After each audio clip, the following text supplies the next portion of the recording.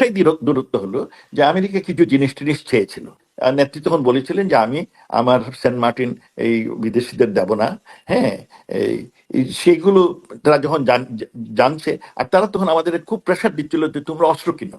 তা আমাদের পলিসি ছিল যে দেখো আমরা প্রথম আমাদের লোকগুলোকে দুবেলা ভাত খাওয়াতে চাই, আমাদের লোকরে এই একটা ডিসেন্ট লাইফ দিতে চাই। এইটা করার পরে আমরা তোমাদের অস্ত্র টস্ত্র, আমাদের কোনো শত্রু নাই, আমরা কেন অস্ত্র কিনবো? তো ওরা তখন বারবার বলেছিল যে না, তোমরা অস্ত্র কিনো কারণ তোমরা উন্নতি করতেছো, তোমরা উন্নতি করতেছো, তারপরে তোমাদের ইউ হ্যাভ টু প্রোটেক্ট, তোমাদের এই বিরাট সমুদ্র তোমরা সংগ্রহ করেছো, এগুলো প্রোটেক্ট করার জন্য। হ্যাঁ, তারা আমাদের 25টা গানবোট দেয় আমেরিকা থেকে, তারা এগুলো নিয়ে আমাদের খুব প্রেশার দিচ্ছিল। কিন্তু তাদের অস্ত্র কিনতে গেলে আরেক সমস্যা, প্রথমত দাম বেশি, দ্বিতীয়ত স্পেয়ার পার্টস কিনতে গেলে দাম কয়েক গুণ বাড়ে। আর আরেকটা দুটো আইন করলো তারা, যে অস্ত্র কেনার আগে দুটো কন্ট্রাক্ট সই করতে হবে। একটি হচ্ছে জিসোমিয়া, সেটি হচ্ছে যে আমি যে আমেরিকা থেকে যে অস্ত্র কিনবো সেইটা কোথায় রাখবো, এই টেকনোলজি আমরা কাউকে বলতে পারবো না। আর ওইটা যেখানে রাখবো, অন্য কোনো দেশের কোনো অস্ত্র আমরা কিনেছি কিনা তার পুরো তথ্য তাদের জানাতে হবে। কোন কোন দেশের অস্ত্র আমরা কি ধরনের জিনিস কিনেছি এটা জানাতে হবে, ডিসক্লোজার করতে হবে, কারণ তারা দেখতে যায় ওটা কাউকে বলতে পারবে না। তো এইটা আমাদের কাছে খুব হটকা ছিল, যে আমি কি কোথায় কোথায় কি রাখছি, কি কিনেছি কোত্থেকে, সব তাকে বলতে হবে। হ্যাঁ, আমরা তো আর মিথ্যা বলতে পারি না। সেই কারণে আমরা ওটা সই করি নাই। আর আমরা তাদের বলছিলাম, আর তাদের দামও বেশি।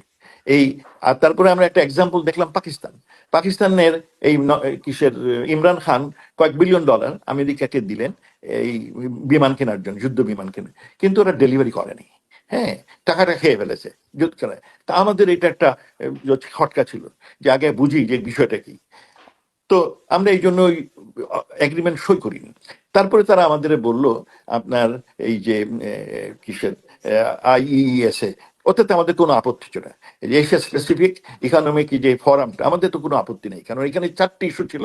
4টিতে আমাদের কোনো, একটা হলো আপনার এই মানি লন্ডারিং কমানো, একটি হচ্ছে যে ইনফ্রাস্ট্রাকচার ডেভেলপমেন্ট, আর একটা আইটি সেক্টর ডেভেলপমেন্ট, আইটি সেক্টরে এই ডাটা ম্যানেজমেন্ট। তো সেখানে আমাদের প্রশ্ন ছিল, তারা সেই প্রশ্ন আমাদের কখনো উত্তর দেয়নি। হ্যাঁ, but otherwise we are agreeable to that. আমরা এশিয়া স্পেসিফিক যে যে যেটা করলো, সেইটাতে তারা আমাদের অফিসিয়ালি বলে নাই কখনো যে আসো জয়েন করো। হ্যাঁ, তো ইন্ডিয়া জয়েন করেছে, কিসের জাপান জয়েন করেছে, অস্ট্রেলিয়া জয়েন করে, আমাদের কিন্তু রিকোয়েস্ট সার্চ করেনি কখনো। আমরা তখন তাদের মতো করেই আমরা একটা নিজেদেরই ইন্ডিয়া স্পেসিফিক পলিসি তৈরি করে সবাই পছন্দ করেছে। ওখানে একমাত্র যেটা আমরা এডিশন করেছি, তাদের থেকেই সব ছিল, একটা এডিশন করেছি ইনক্লুসিভিটি, যে সব